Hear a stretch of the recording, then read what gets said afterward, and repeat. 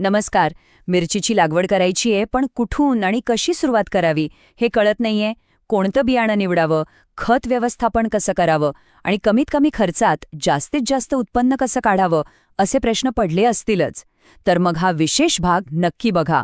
कारण मिरची हे एक असं पीक आहे ना, जे योग्य नियोजन केलं तर अक्षरशः मालामाल करू शकतं. चला, मग यशस्वी मिरची शेतीचे हे 5 सोपे टप्पे समजून घेऊया. आता अनेकांना प्रश्न पडेल की एवढ्या पिकांमध्ये मिरचीच का निवडायची. याचं कारण अगदी सोपं आहे. बघा, टोमॅटो किंवा कोबीसारख्या पिकांचे भाव कसे एका रात्रीत कोसळतात, पण मिरचीच्या बाबतीत ना तसं सहसा होत नाही. तिला वर्षभर एक स्थिर भाव मिळतो. आणि यामुळे काय होतं तर शेतकऱ्याला एक प्रकारचं आर्थिक स्थैर्य मिळतं. आणि हेच या पिकाचं सगळ्यात मोठं वैशिष्ट्य आहे. आणि हे आर्थिक स्थैर्य किती मोठं असू शकतं.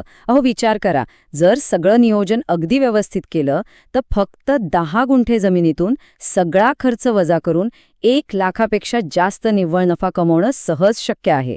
हो, तुम्ही बरोबर ऐकलं, हे 100% शक्य आहे. पण त्यासाठी एक पक्का आराखडा हवा. तर त्या आराखड्यातला पहिला आणि सगळ्यात महत्त्वाचा टप्पा म्हणजे पायाभरणी. कोणत्याही शेतीत तुमची सुरुवात कशी होते यावरच पुढचं सगळं यश अवलंबून असतं. चला तर मग बघूया, हंगाम आणि रोपाची निवड कशी करायची. इथेच तर खरी गंमत आहे, लागवडीची वेळ साधणं. साधारणपणे काय होतं, जून महिन्यात पाणी उपलब्ध असतं, म्हणून बहुतेक शेतकरी धांदल गडबडीत लागवड करतात. पण याचा परिणाम काय होतो माहितीये? ऑगस्ट-सप्टेंबरमध्ये बाजारात मिरचीचा अक्षरशः ढीग लागतो आणि भाव एकदम पडतात. या उलट जर थोडी हुशारी दाखवून एप्रिल किंवा मे महिन्यात लागवड केली तर तुमची मिरची इतरांच्या आधी बाजारात येते आणि तेव्हा मागणी जास्त असल्यामुळे भावही चांगला मिळतो.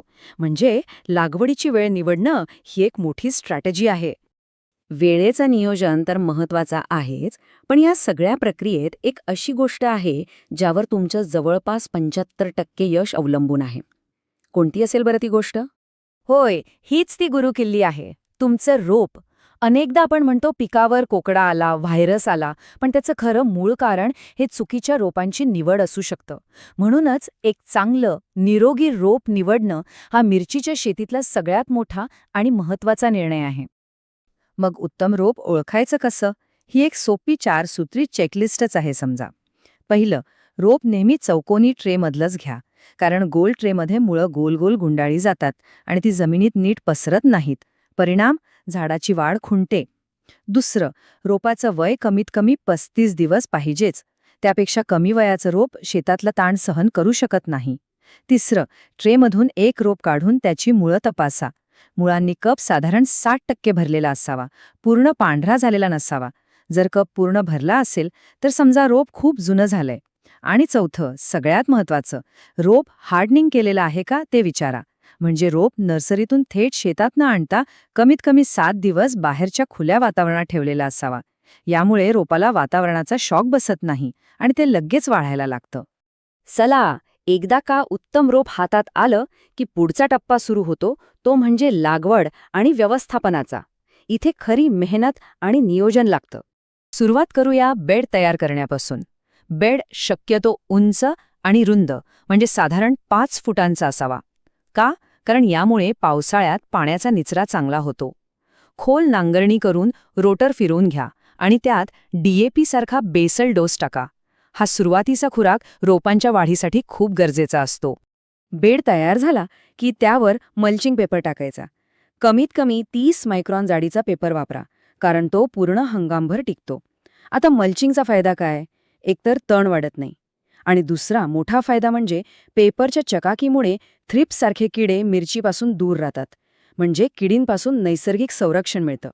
लागवडीनंतरचे पहिले 20 दिवस पिकासाठी खूप महत्त्वाचे असतात. हे वेळापत्रक अगदी लक्षात ठेवा. पहिल्या दिवशी लागवड झाली की लगेच बुरशीनाशकाची आळवणी करायची. यामुळे मुळं सुरक्षित राहतात. 10व्या दिवशी रोप स्थिर झाल्यावर ड्रिपमधनं पहिलं खत द्यायचं, जे वाढीला चालना देतं. आणि बरोबर 20व्या दिवशी पहिली संरक्षक फवारणी. हे चक्र पिकाचा पाया मजबूत करतं. आता वळूया पुढच्या महत्त्वाच्या निर्णयाकडे. तो म्हणजे कोणती जात लावायची. आपल्या बाजारात कोणत्या मिरचीला मागणी आहे आणि आपल्या भागात कोणत्या रोगांचा प्रादुर्भाव जास्त आहे याचा विचार करूनच योग्य जातीची निवड केली पाहिजे. इथे बघा, काही लोकप्रिय आणि जास्त उत्पन्न देणाऱ्या जाती आहेत. समजा तुमच्या भागात लीफ कर्ल व्हायरस म्हणजे कोकळा रोगाचा त्रास खूप असेल, तर ॲडवांटाची AK47 किंवा रासीची हायवे 078 यांसारख्या व्हायरस सहनशील जाती निवडा. आणि जर तुमच्या बाजारात जास्त तिखट आणि गडद हिरव्या मिरचीला जास्त भाव मिळत असेल, तर VNRची सुनिधी किंवा महिकोची तेजा4 हे उत्तम पर्याय आहेत. म्हणजे आपल्या बाजारपेठीची गरज ओळखून वाण निवडणं फायद्याचं ठरतं. योग्य नियोजन, उत्तम रोप, मेहनत आणि व्यवस्थापन या सगळ्या टप्प्यानंतर वेळ येते ती फळं मिळण्याची, म्हणजेच काढणी आणि उत्पन्नाची. आपण जे काही केलं त्याचं खरं चीज इथे होतं. आणि हे फळ किती जबरदस्त असू शकतं हे आकडे बघा. 10 गुंठ्यात 2.5 टन, 20 गुंठ्यात 5.5 टन आणि 1 एकरामध्ये 30 टनांपेक्षाही जास्त उत्पादन घेणारे शेतकरी आहेत. हे आकडेच सांगतात की मिरची शेतीमध्ये किती मोठी क्षमता लपलेली आहे. पण जास्त उत्पन्न मिळवण्यासाठी एक शेवटची आणि महत्वाची टीप आहे. तिला म्हणूया हुशार काढणी. अनेकदा काय होतं, आपण मिरची दिसायला लागली की तोडून घेतो. पण तसं करू नका. मिरचीचं वजन किमान 10 ते 12 ग्राम भरेपर्यंत थांबा. एक गोष्ट लक्षात घ्या, आपल्याला भाव वजनावर मिळतो, मिरचीच्या संख्येवर नाही. कवळी मिरची तोडल्यामुळे थेट वजनात आणि नफ्यात नुकसान होतं. तर आत्तापर्यंत आपण जे काही पाहिलं त्यातून यशस्वी मिरची शेतीचा एक संपूर्ण आराखडाच आपल्यासमोर तयार होतो. चला, या सगळ्या महत्त्वाच्या मुद्द्यांवर पुन्हा एकदा नजर टाकूया. हे आहे यशाचं सूत्र. पहिलं, योग्य वेळ साधा, म्हणजे एप्रिल-मे महिन्यात लागवड. दुसरं, परिपूर्ण रोप निवडा, ती 4 सूत्री चेकलिस्ट वापरून. तिसरं, व्यवस्थापन काटेकोर ठेवा, खत आणि फवारणीचा वेळापत्रक चुकवू नका. आणि चौथं, हुशारीने काढणी करा, संख्येसाठी नाही तर वजनासाठी मिरची तोडा. या 4 गोष्टी जर लक्षात ठेवल्या तर यश मिळण्यापासून कोणी रोखू शकत नाही. तर मग आता सांगा, हा सगळा आराखडा समोर असताना मिरचीची शेती एक नशिबाचा खेळ किंवा जुगार वाटतो, की एक विचारपूर्वक केलेला व्यवसाय? जेव्हा योग्य माहिती आणि पक्क नियोजन सोबत असतं तेव्हा शेती हा जुगार नाही तर एक खात्रीशीर नफा देणारा व्यवसाय ठरू शकतो. नक्की विचार करा.